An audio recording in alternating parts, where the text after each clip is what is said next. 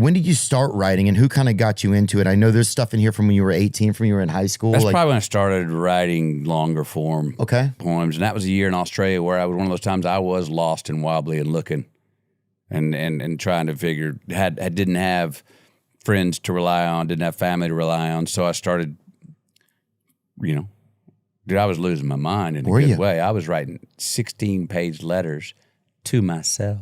Dang. And returning them with a 17-page letter.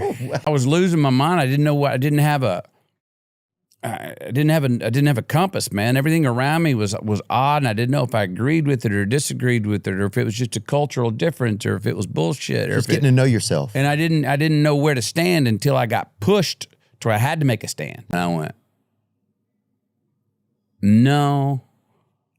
That's that. I'm not going to do that. I appreciate you thinking of me that way, but I still have my mom and dad. And I remember at the time why I said this part. I do not know, but it was like I thought it would ease the blow a little bit. I remember saying this. I was like, no, I have a mom and dad, and they're still alive. Yeah. Anyway, and to make that stand and go no, and then call them, say goodnight and call them by their first names, and then wake up the next morning. My alarm clock was a screaming woman going, "He won't call me mom," going, "Oh shit," and then going to her and going, "No, I won't." But I put an arm around her. Creating some boundaries for yourself, figuring it. I had to create a boundary. That's it. I was trying, and so to do that is part of, I think, a big part of identity. And so I started writing.